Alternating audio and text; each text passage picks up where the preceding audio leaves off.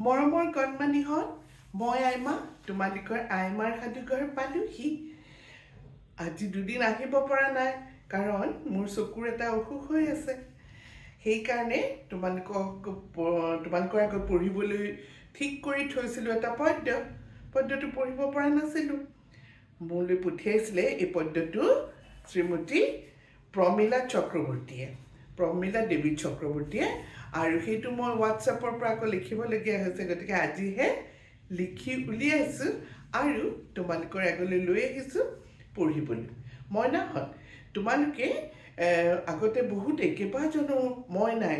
মোলৈ ধুনীয়াকৈ ভিডিঅ' কৰি পঠিয়াইছিলে মই পঢ়ি দিয়া ধুনীয়া এই পদ্যবিলাক আজিকালি কোনেও বহুত দিন পঠিওৱা নাই তোমালোকেও এই ধুনীয়া খুহুতীয়া আৰু ভাল লগা ছন্দ মিলোৱা পদ্যবিলাক মুখস্থ কৰিবলৈ যত্ন কৰিবাচোন তাৰ দ্বাৰা তোমালোকৰ স্পষ্ট হ'ব কথাবিলাক স্পষ্ট হ'ব তাৰপিছত তোমালোকৰ এটা ভাষাৰ ওপৰত অকণমান এটা দখল আহিব গতিকে মইনাহঁত কৰিবাচোন মুখস্থ আজি যিটো পদ্য লৈছোঁ সেইটো বৰ ধুনীয়া পুঠি মাছৰ বিয়া এই পদ্যটো আমি কিন্তু বহুতো মাছৰ নাম জানিম দেই বহুতো মাছৰ নাম শুনিবাচোন দেই মইনাহঁত আহা পদ্যটো পঢ়োঁ এইটো বা হৈছেনে নাই শুনা বহাগ আহিল চেঙেলি জপিয়ালে পুঠি মাছে বিয়া বুলি গা জোকাৰি ফুৰিলে সেন্দুৰ পিন্ধালে কাৱৈ মাছে দীঘল ৰেখা দিয়া খলিহনাই বোলে কাণৰ তলত মুকু ফুট দিয়া কইনা সজালে মোৱা মাছে ভেদ ভেদিয়ে চালে মাগুৰ শিঙি শিঙৰা মাছে গা ঘেলাই নাছিলে বিয়া নাম গালে গৰৈ বটিয়াই নতুন সাজ পিন্ধি চেলেকনা মাছে গা কাটি কৰি থাকিল এফালে ৰৈ গংগা টোপৰ পেটত বজাই ঢোল পুঠি মাছৰ বিয়া বামুণ ভেকুলাই মন্ত্ৰ মাতি কয় উৰুলি অলপ দিয়া বিয়াৰ ভোজৰ তদাৰক আছে দৰিকাই আগুৰি দুৱাৰতে থাকিল ওপৰ চকুৱাই চকু টেলেকা কৰি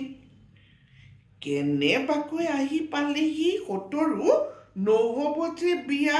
পুথিৰ বিয়া গৰৈ চিৰিকাই উগাৰ মাৰিলে তামোল এখন দিয়া এনেতে দেখিলে ওপৰ চকুৱাই বৰালি এটাৰ মুখ টুপুৰ কৰি ডুব মাৰি গৈ জনালে মনৰ দুখ চন্দা মাছ আছে নাচন বাগনত সতৰুৰ পালে গম ওলোটা মাৰিলে নেখাওঁ বিয়া জীউলৈ পলাই যাম জোৰে বিয়া ততে এৰি থৈ জলৈ তলৈ পলালে পাতি মুতুৰাক নিশকটীয়া পাই বৰালিহে মুখত ভৰালে তোমালোকে পাতি মুতুৰা মাছৰ নাম শুনিছানে এই পাতি মুতুৰা মাছটো হেনো যিবিলাক ল'ৰা ছোৱালীয়ে বহু দিনলৈ ক'ব নোৱাৰাকে বিচনাত পেচাব কৰে ৰাতি তাক বোলে পুৰি খোৱালে বন্ধ হয়